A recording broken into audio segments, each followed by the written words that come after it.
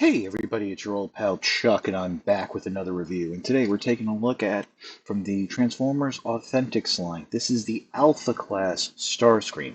Now, if you remember way back when the Authentics line first started, we did get a Bravo Class. Those are the smaller figures of Starscream.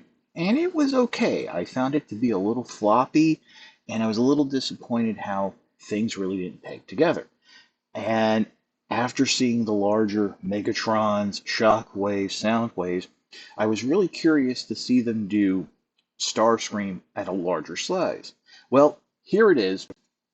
And while there's a lot here that's nice, and I think this is better than the Bravo class, unfortunately, I just don't think it lives up to what I thought it could be. And a lot of that has to do with the fact that if you come underneath here, the arms really don't peg into anything. The feet stay straight out. And if I'm being also honest, the instructions are very lacking. But hey, that's why I'm here. So pretty much in terms of the deco, this is based off the more white paint decos of Starscream. This is like more of a cream white instead of that off gray. I don't think you have like the blue detailing. Again, Authentics a little bit cheaper, so you're not going to have a lot of the deco you would expect. Although I didn't think that would also include not having a lot of the pegs. Also, you have this nose cone here with the extra fins. I guess that's more of a modern touch. Basically, the Starscream we were looking at in terms of jet mode is a combination of the G1, Cyberverse, a little touch of the movie, and some of the more comic iterations, which were then brought into like Cyberverse Prime, what have you. And probably we're going to see an Earthspark as well. So to start the transformation, what I would recommend doing is to make your life easier, just go ahead and remove the null rays here at the side. They just peg into the forearms. They're not hard, soft plastic, but they're not like hard plastic. Next, what you want to do is bring the shoulders up and snap them into place, or they'll actually like soft friction into place. And sometimes they'll snap, sometimes they won't, but they'll hold in there. And then what you can do is bring the arms forward and then snap the biceps or forearms into place at the elbow. Why? I don't know. I mean, you're obviously going to want to use that elbow joint, but it's there. Next, what you can do is swing the wings around. There really isn't any, and bring the arm down. There really isn't any like nice way of doing it. The wings and the null rays come separate in the packaging, so there is that. And I guess at this point you can bring the nose cone back, just folds back. Now the instructions don't show this, but I turned the head around because it does seem to fit a little bit better in that opening with the head down. And just swinging it around, you want to watch out for the chin. And as you can see, there's Starscream's head. Very, very, very close to what we saw in Cyberverse. Now, in the packaging, these the tail fins come folded forward. Actually, for the proper transformation, you want them folded up along the back there.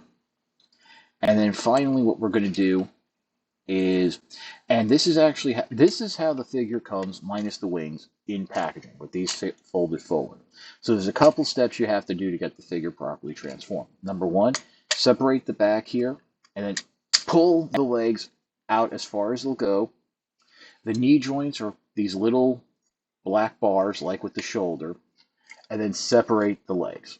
This will actually give you leg articulation and a nice deep knee bend. Unfortunately, it's a little bit on the wobbly side, and that's a little bit of a problem I have. Not gonna lie, not something I'm entirely thrilled with. This is something we see a lot in Authentics where they use odd shaped joints like that. Go ahead, bring the null rays back in. I think they can also be held in the fist here, if you so desire. Yep, they can go in the fist, but Starscream really doesn't do that, so I don't know why you would. But yeah. So As you can see from the legs, it is very floppy. You do have a little bit of a ball joint here in the foot, so you do have articulation there. Fortunately, it can't even fold up to be flush in jet mode. We looked at the hips and the knees. The arms here, you do have a ball joint at the shoulder. For Pete's sake, there you go.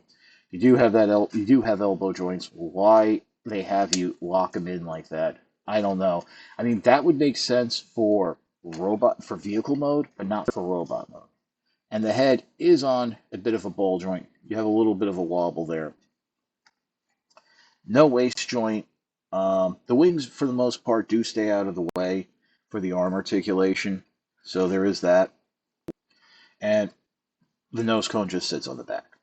Um, like I said, this this is a much better figure than the Bravo class.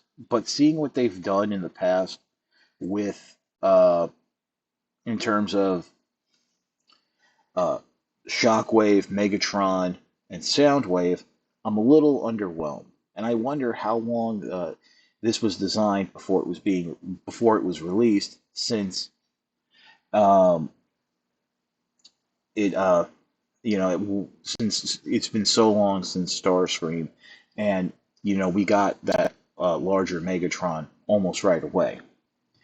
Now these are authentic, so as we all know, they're market six figures.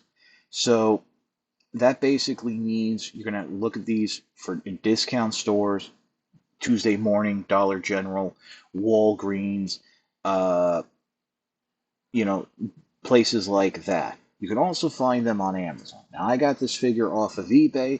It's actually also, if you remember, where I got the Bravo Optimus Primal, and that figure's like fantastic.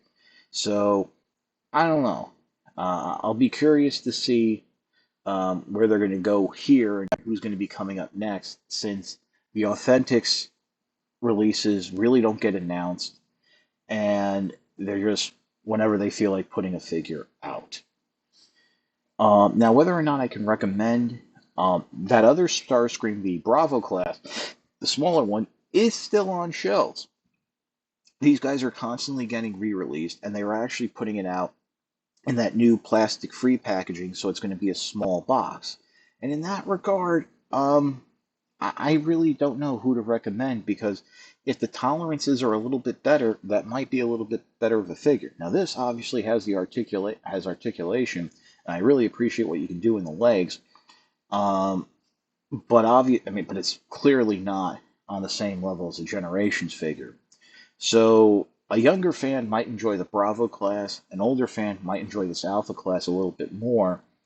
And really, if you're looking for that evergreen Cyberverse Prime G1 hybrid Starscream for your collection, this is kind of cool. I really am curious, like, why they went with that head design instead of something a little more quote-unquote traditional. So, I mean, that's my recommendation. Um, I'm not really going to have as much fun with this as, say, Optimus Primal, but that happens. Um, but yeah, I think that's actually about it for the review. We're going to keep this relatively simple. So if you like this review, please consider liking, commenting, and subscribing. While I will always appreciate the views, the likes, comments, and subscriptions help to communicate to YouTube through their algorithms that my channel should be exalted and held upon high. If you really want to make the ultimate sign of support, there is a Patreon. It's www.patreon.com/ChuckDog1999. All I ask for is $1 a month, $12 a year. No thrills, no tiers, no special rewards. All you're doing is helping me help you to help me help you bring figures like this to you, as well as keeping up the infrastructure of the channel. But as I always say, if you can't swing the $1 a month, $12 a year, your views are more than thanks enough. I know there's a lot of things going on in the world now in terms of inflation. Don't worry about me. I'll be good. Your views are more than thanks enough, as I said. Patreon is just a cherry on top of an already generous sundae. Well, that's about it. This is your old pal Chuck for Authentics Alpha Class Starscream. We will see you next time.